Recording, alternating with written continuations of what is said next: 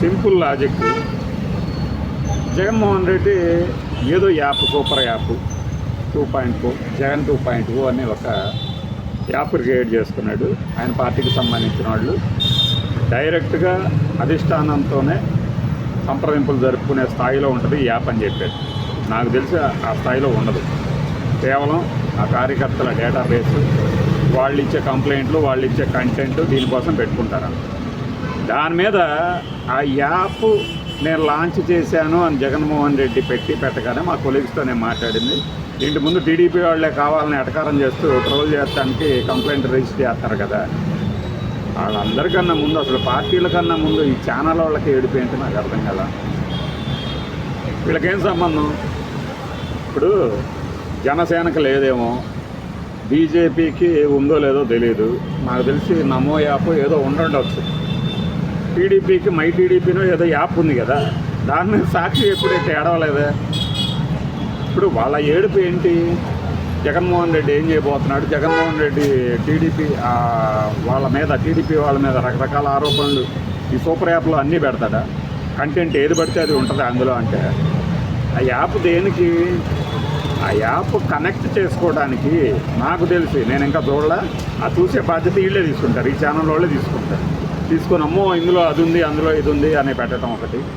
అంటే next level ఏం చెప్తారు? దీంట్లో ఈ యాప్లో అసలు పని చేయట్లా, అంతా ఊరికనే హంబక్ చేశారు, అసలు అంతా వస్తుందే, పట్టించుకోరు. ఇలా ఉంటుంది నెక్స్ట్ లెవెల్. అర్థం కాని విషయము, జగన్మోహన్ రెడ్డి పార్టీకి సంబంధించి జగన్మోహన్ రెడ్డి జగన్ 2.0 అనే ఒక యాప్ పెట్టుకుంటే, అందులో ఆ పార్టీకి సంబంధించిన కంటెంట్ పెట్టుకుంటే నీకు వచ్చిన నష్టం ఏంటి? పైగా ఆ యాప్ డౌన్లోడ్ చేసుకొని ఆ యాప్ వాడే వాళ్ళకి మాత్రమే అది అందుబాటులో ఉంటుంది. సామాన్య జనానీకానికి అందుబాటులోకి తీసుకురారు. సామాన్య జనానీకం అంటే ఇప్పుడు యూట్యూబ్లోనో, ఫేస్బుక్లోనో, ట్విట్టర్లోనో పెట్టే కంటెంట్ అంతా యాప్లో ఉండదు కాబట్టి అది పబ్లిక్ డొమైన్ కాదు. పబ్లిక్ డొమైన్ కాని దాన్ని, అంటే బహుశా వీళ్ళు నెక్స్ట్ లెవెల్ ఆలోచనలు ఎట్లా ఉంటాయంటే, అందులో ఒక అభ్యంతరకరమైన కంటెంట్ ఉంది, మేము కంప్లైంట్ చేస్తామని. యాప్ అనేది ఒక లిమిటెడ్ పీపుల్కి. ఆ లిమిటెడ్ పీపుల్ అనేది 1,00,000 కావచ్చు, 2 లక్షలు కావచ్చు, 3 లక్షలు కావచ్చు, 3 కోట్లు కూడా కావచ్చు. ఇప్పుడు విజయ్కి సంబంధించి టీవీకేకి, మై టీవీకేనో ఏదో ఒక యాప్ ఉంది. ఆ యాప్లో అందరినీ రిజిస్టర్ చేసుకున్నారు, తన ఫ్యాన్స్ని, తన కార్యకర్తల్ని, అట్లానే క్యాడర్. అది 2 కోట్ల సభ్యత్వాలకు చేరింది. వాళ్ళందరికీ సమాచారం పార్టీ తరఫున ఇవ్వటానికి వాళ్ళకి ఒక వేదిక. దానికి జనాలకి సంబంధం ఏముంది? జనాలందరూ ఆయన అభిమానులు అయితే తప్పితే జనానికి సంబంధం ఉండదు.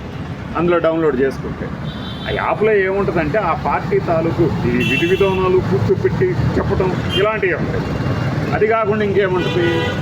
ప్రభుత్వం మీద చేసే విమర్శలు యాప్లో పెడితే వాళ్ళ లక్ష్యం నెరవేరదు. ప్రసార మాధ్యమాల్లో పెడితేనే వాళ్ళు ఈ అంశం మీద ఎలా స్పందిస్తున్నారనేది తెలుస్తుంది. కాబట్టి ఆ ప్రెస్ మీట్లు కానీ అవన్నీ కానీ అందులోకి వస్తాయి. కాకపోతే బయట బాహుళ్యంలో ఉండేవన్నీ కూడా ఇందులో ఉండొచ్చేమో. కానీ ఇప్పుడు యాప్ చూడు, యాప్ అనేది ఒక connecting link between the party and the cadre. నాకు తెలిసి ఇది దీని మీద ఆ యాప్లో ఏం పెడతారు, ఈ యాప్లో ఏం పెడతారని ఈ యాప్ సోపాలేంటి అర్థమవుతుందా? అంటే Jaganmohan Reddy is a saleable item. We will continue to attack him or praise him or advise him in any way. we must consider him as a sellable point in our media. అంటే ఈ మీడియాలో మేము జగన్మోహన్ రెడ్డి నామస్మరణ, ఆయనకు సలహాలు ఇస్తాం, ఆయన్ని దూషిస్తాం, ఆయన విమర్శిస్తాం, ఆయన ప్రశంసిస్తాం, ఏదో రకంగా జగన్మోహన్ రెడ్డి నామస్మరణ చేస్తాం. అది ఆయన ప్రతి కదలికల్ని మేము ఆధారంగా తీసుకొని మాట్లాడుకుంటాం అనే తపన కనపడింది తప్పితే ఆ యాప్లో ఏముంటుంది? ప్రతి యాప్లో ఉండేవే ఉంటాయి. ప్రతి యాప్కి డైనమిక్ యాప్ ఉంటుంది, లేదంటే స్టాటిక్ ఉంటుంది. ఇది డైనమిక్ యాప్ లాగా తయారు చేసినప్పుడు కంటెంట్ పెట్టుకుంటూ ఉంటారు పార్టీకి సంబంధించి. అవతల పార్టీ మీద విమర్శలు కూడా ఉంటాయి.